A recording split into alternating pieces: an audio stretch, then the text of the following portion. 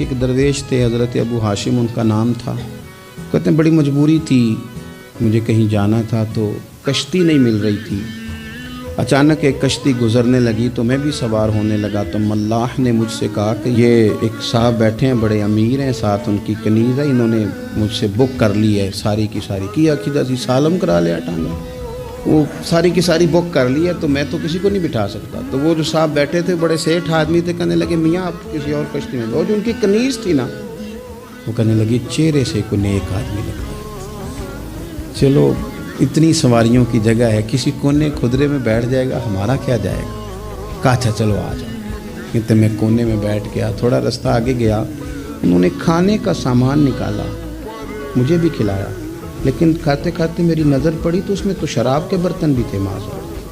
پھر اس شخص نے کھانا کھانے کے بعد اس کنیز سے کہا کہ مجھے معاذ اللہ گانا سناؤ. وہ گانے گانے لگی, یہ میری طرف متوجہ ہونے لگا, مجھے کہنے لگا سنو. میں نے کہا میں یہ نہیں سنتا. پھر میری طرف شراب بڑھائی, میں نے کہا میں نہیں پیتا. تو کہنے لگا تو کیا سنتا ہے, تو کیا سنتا ہے. تو کہنے لگے میں سناؤں کیا سنتا ہوں. کہا سنائیے. فرماتے میں نے قرآن پاک پڑھنا شروع کر دی.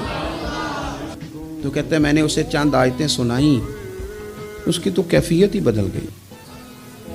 کہنے لگا مولانا زندگی بڑی گناہوں میں گزری ہے, اب توبہ کر لوں تو مالک معاف کر دے گا. کارنامے خطرناک ہیں, پیچھے رجسٹر کالا سیاہ, معافی ہو جائے گی. دولت بڑی تھی تو پھر ہم نے بھی شراب کباب شباب میں اڑا دی ساری, معاف کر دے گا. تو کہتے ہیں میں نے کہا ہو بندے کے آنے کی دیر ہے, اس کی رحمت تو فوراً ہی قبول کر لیتی ہے. ویسے بھی عدل کریں تے تھر تھر کمبن, اونچیاں شانہ والے تجھے فضل کریں تے پھر تے بخشے جامن میرے جے منہ کالے. کہتے اس نے اس کنیز کو آزاد کیا, دولت اللہ کی راہ میں خیرات کی, 40 سال میرے ساتھ رہا. پھر میں نے اس کی زبان سے سوائے خیر کے جملہ نہیں سنا. ایک کی بات کرتا تھا, کہتا تھا شیخ کاش آپ مجھے تھوڑا پہلے مل جاتے, زندگی سے یہ گلہ ہے کہ تو ذرا دیر سے ملا ہے. پہلے مل جاتے نا تو شاید میری زندگی کچھ اور دن بن جاتے, تھوڑی دیر اللہ والے کی صحبت.